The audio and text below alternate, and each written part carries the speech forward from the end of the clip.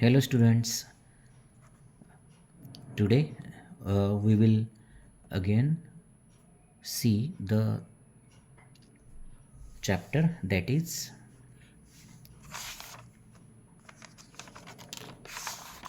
Madam Rides the Bus.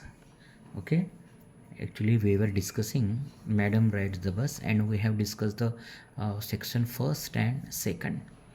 आणि आपण first आणि सेकंड बघितला होता आणि त्यात पाहिलं होतं की जी लहान मुलगी आहे वल्ली ती नेहमी तिच्या घराच्या दारामध्ये उभी राहून त्या बसकडे बघायची, बसमधून येणाऱ्या जाणाऱ्या लोकांनाकडे बघायची आणि तिच्या मनामध्ये कुतूहल निर्माण झालं की आपणही हिच्यामध्ये प्रवास करायचा एका दिवशी आणि आपल्या खेड्यावरनं शेजारचं जे शहर आहे, टाऊन आहे, तिथे जाऊन एक फेरी निश्चित मारून यायची असं तिच्या डोक्यामध्ये होतं.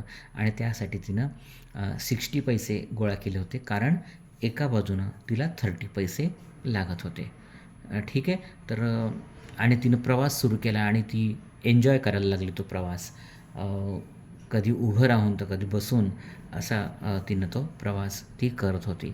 आता आपण त्यातला जो थर्ड सेक्शन आहे तो आपण इथे बघूया. Her first journey, what careful, painstaking, elaborate plans she had to make for it.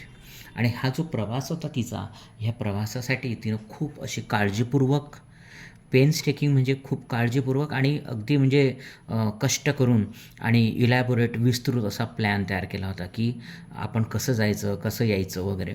She had thriftily saved whatever stray coins came her way, resisting every temptation to buy peppermints, toys, balloons and the like, and finally she had saved a total of 60 पैसे.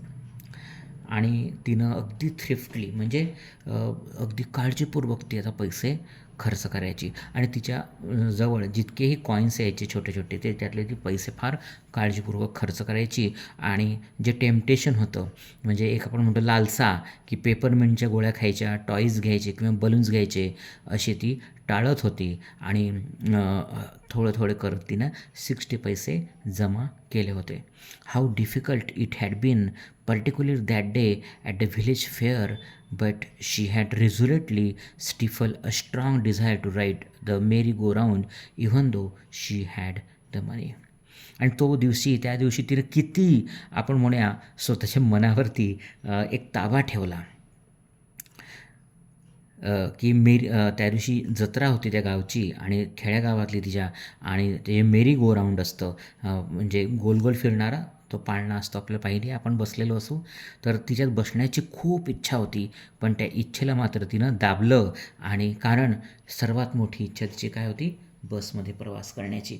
आणि म्हणून तिनं काय केलं, त्या दिवशी पैसे खर्च केले नाही. आणि तिच्याकडे पैसे होते त्या दिवशी यात्रेत, पण तिनं ते खर्च केले नाही कारण तिला ते सगळे पैसे वाचवायचे होते, सेव्ह करायचे होते तिच्या येणाऱ्या प्रवासासाठी. After she had enough money saved, her next problem was how to slip out of the house without her mother's knowledge. आता तिनं तर पैसे जमा केले होते, पण पुढचा प्रॉब्लेम होता की घरातून कसं सटकायचं, कसं निघायचं, कारण घरी आई असते. मग ती आईला न कळता आपण कसं निघायचं हा तो एक प्रश्न होता. But she manage this without too much difficulty. पण हा प्रश्नसुद्धा तिनं अत्यंत अगदी सोप्या रीतीनं म्हणजे शांततेत तो सोडवला. But she manage this without too much difficulty. Every day after lunch her mother would nap from about 1 to 4 or so. आणि दररोज तिची आई जी असायची ती 1 ते 4च्या दरम्यान नॅप घ्यायची, म्हणजे थोडीशी झोप घ्यायची, आराम करायची.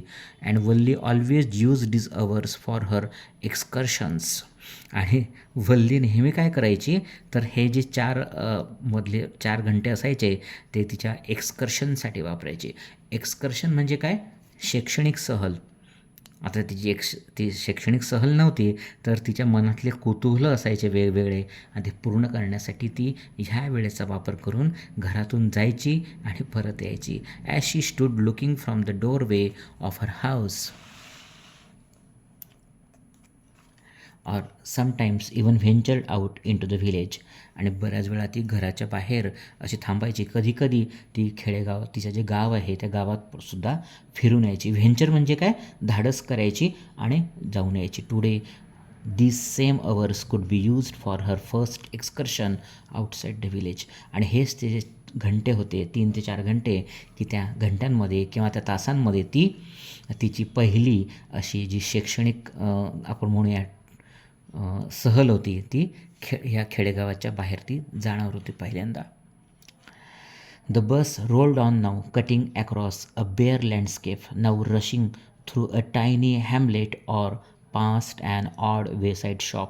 आणि आता बघा, ही जी गोष्ट दिली ती मागच्या पॅरेग्राफमध्ये ती अगोदरची होती आणि आता परत आपण पुढे आलो आहोत आणि ती बसमधला जो ती बसलेली आहे तो प्रसंग परत सुरू झालेला आहे. आणि आता थोड्या वेळानं ती बेअर लँडस्केप म्हणजे असं मोकळं मैदान आलं आणि तिथून आता ती ही गाडी जी होती, बस होती, ती एका टायनी हॅमलेट म्हणजे छोटीशी वस्ती, छोट्याशा घरांची वस्ती किंवा छोटंसं अत्यंत छोटं गाव आणि वे साईडला शॉप होतं, तिथून ती पुढे आली. Sometimes the bus seemed on the point of gobbling up another vehicle that was coming towards them or a pedestrian crossing the road. आणि तिला बऱ्याच वेळा ती जात असताना तिच्या मनात आलं असेल की समोरून एक येणारं व्हेकल हे फटकन तिथून निघून जात होतं बसपासनं, किंवा एखादा पेडिस्ट्रियन म्हणजे अनवाणी चालणारा, रस्त्यावरनं चालणारा माणूस होता, व्यक्ती, तो रस्ता क्रॉस करत असताना सुद्धा तिला फटकन दिसत होता. Living all obstacles safely behind.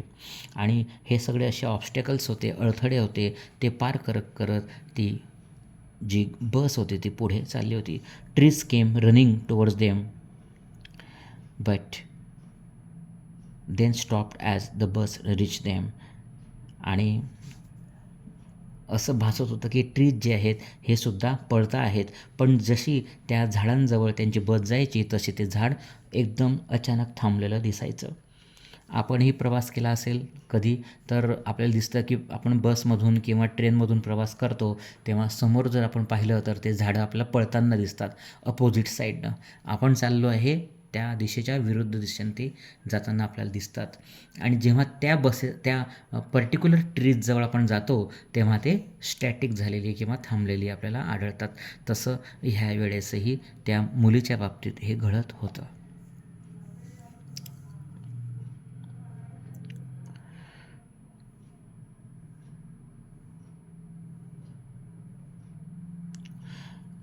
Bus reached them and simply stood there helpless for a moment by the side of the road before rushing away in the other direction.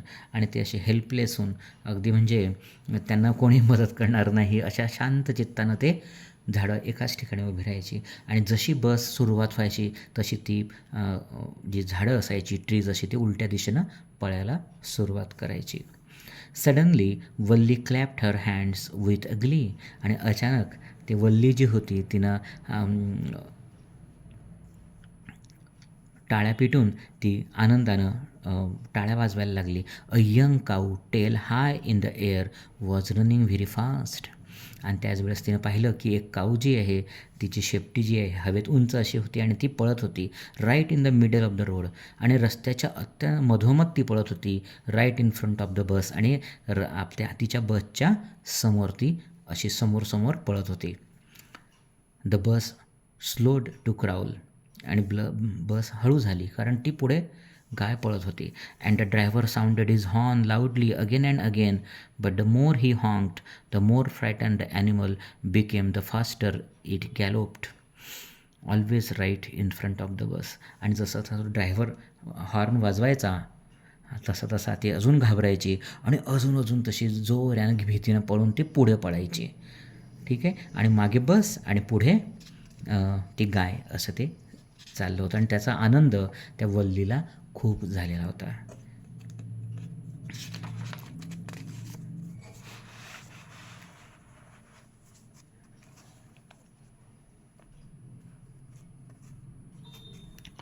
Somehow this was very funny to Valli. She laughed and laughed until there were tears in her eyes. आणि हे तिच्यासाठी खूप असं funny होतं, कारण ती पहिल्यांदा आयुष्यात पाहत होती. तिला थोडी विचित्रही वाटत होती की काय चाललं आहे, पण आनंदही तेवढा होता. आणि ती खूप हसली हसली की जोपर्यंत तिच्या डोळ्यांमध्ये अश्रू येणार नाहीत तोपर्यंत ती हसत राहिली. Hey lady, haven't you laughed enough, called conductor, better save some for tomorrow. त्याविषयी तो कंडक्टर पण मध्ये पडला आणि म्हटला की हे लेडी, तू किती हसतेस, आता पुरे कर, उद्यासाठीही थोडंसं हसू टिकून ठेव.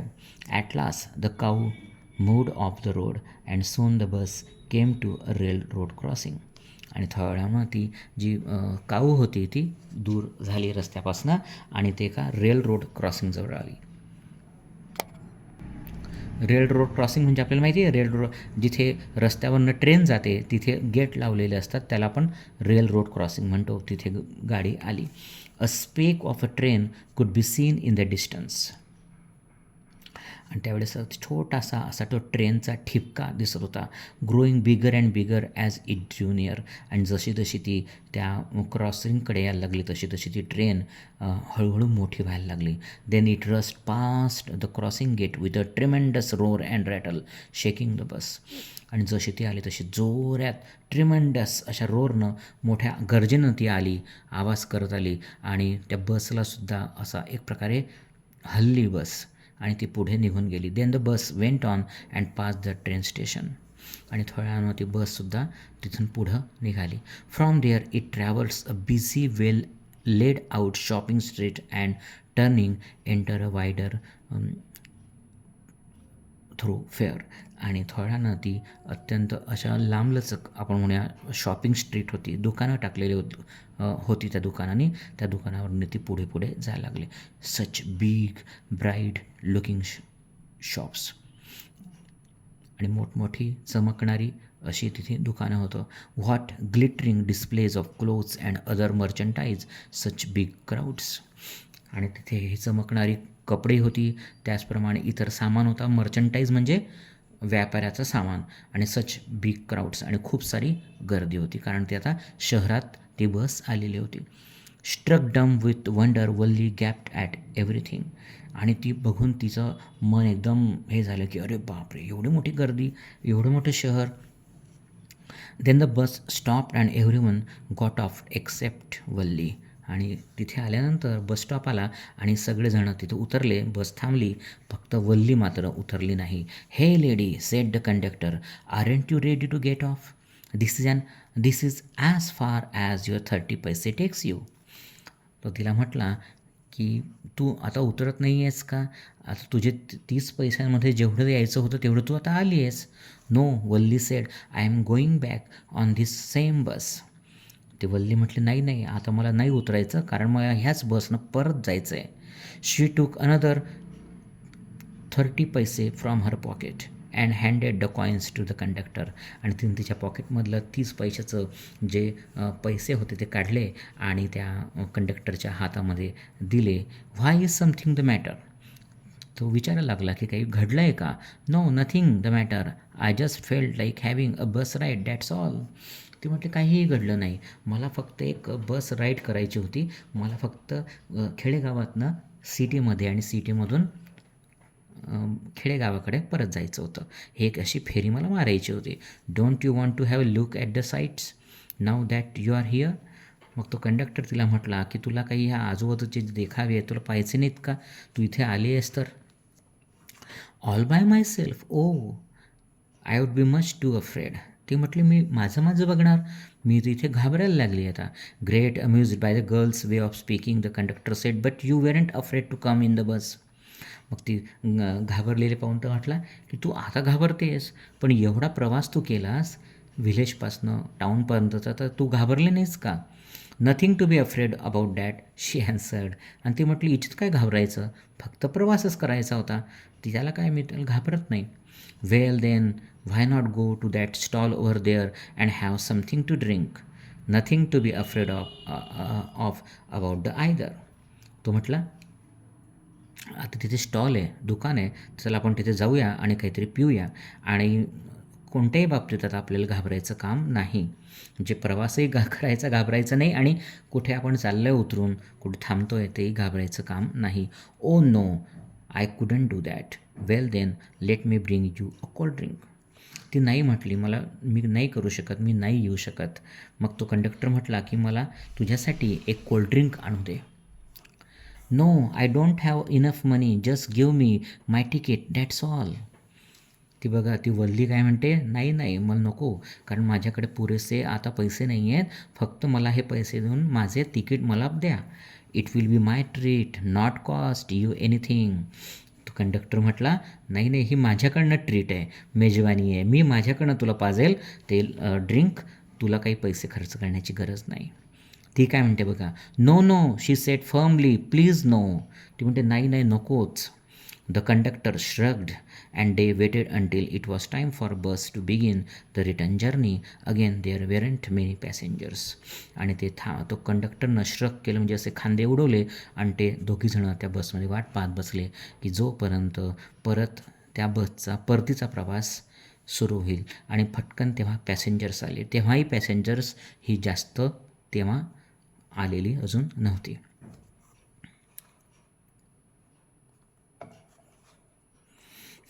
Won't your mother be looking for you? The conductor asked when he gave the girl her ticket.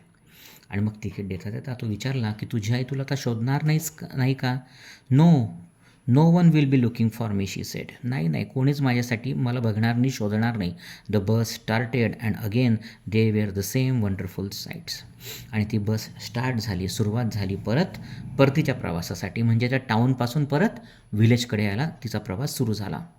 आणि एकामागे एक परत असे सुंदर सुंदर देखावे ती पाहत गेली. Valli wasn't bored in the slightest and greeted everything with the same excitement she would felt the first time. आणि आता परत वल्ली ती पाहायला लागली, पण वल्लीला थोडीसुद्धा त्याचा कंटाळा आला नाही.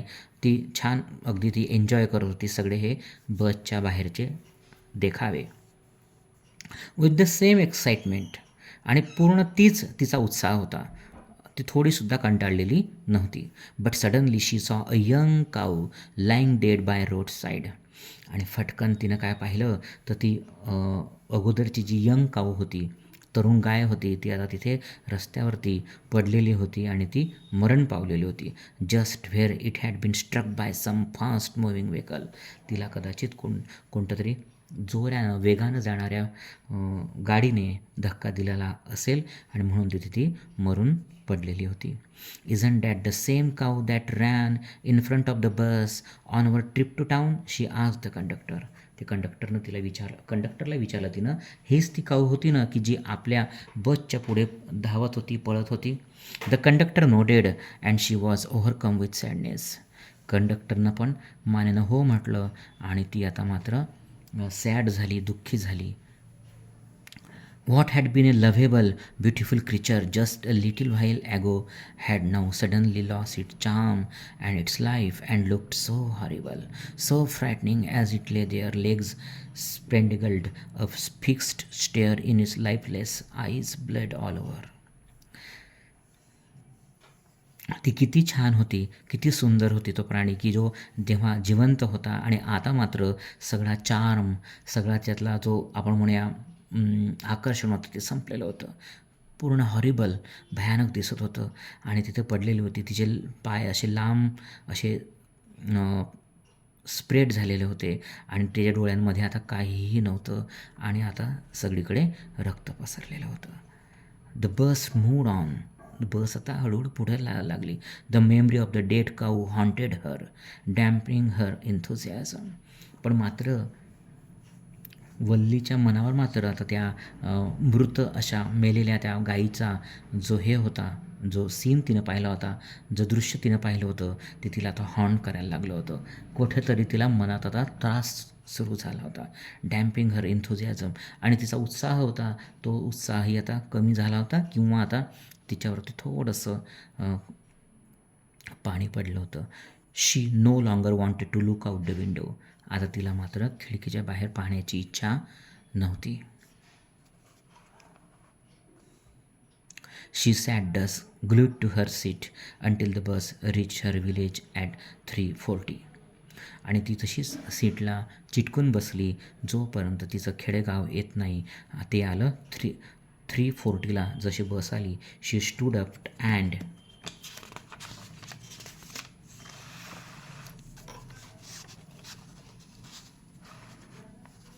Stretch herself.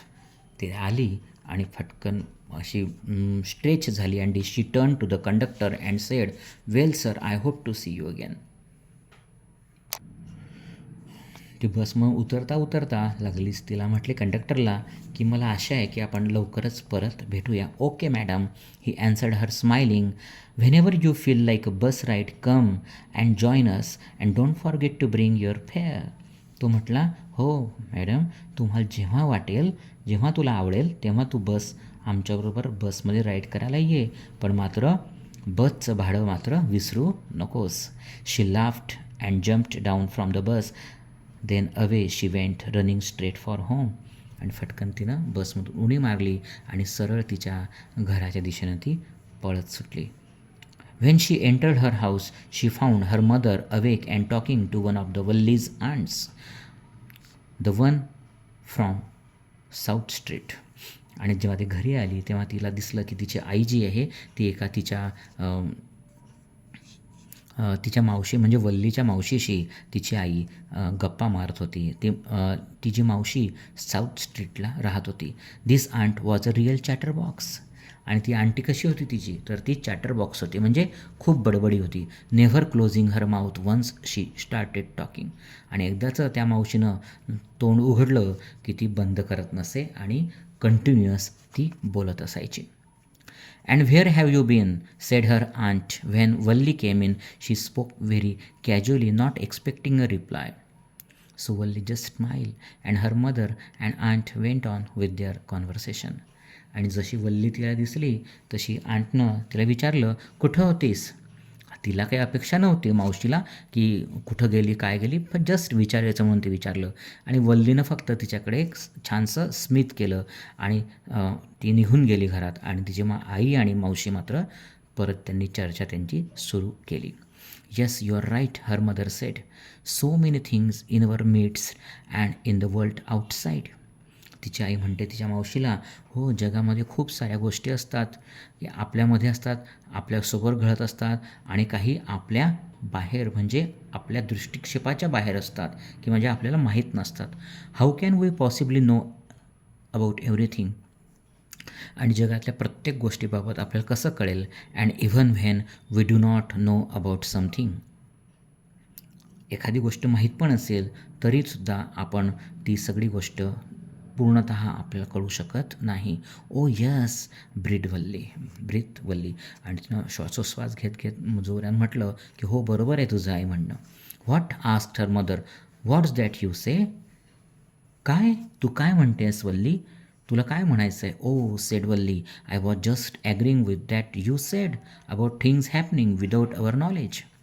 ती म्हटली की मी फक्त तू जे म्हणतेस त्याच्याशी सहमत होते. जे जगामध्ये घडतं आहे ते सगळं आपल्याला कळेलच अशातला भाग नाही. Just a cheat of a girl she sed she is, sed her aren't. ती आंटी म्हटली तिची की अगदी छोटीशी मुलगी आणि तिची ती बडबड करते. And yet look how she pokes her nose in to our conversation. आणि तेव्हा म्हणते की बघा कशी ती छोटीशी आहे पण आपल्या संभाषणामध्ये आपल्या बोलण्यामध्ये कसं नाक खूप असते. जस्ट ॲज दो शी वेअर अ ग्रोन लेडी. जशी काही ती मोठी झाली आहे, मोठी बाई झाली आहे आणि आपल्यात पडते आहे असंही आहे. वल्ली स्माईल टू हरसेल्फ.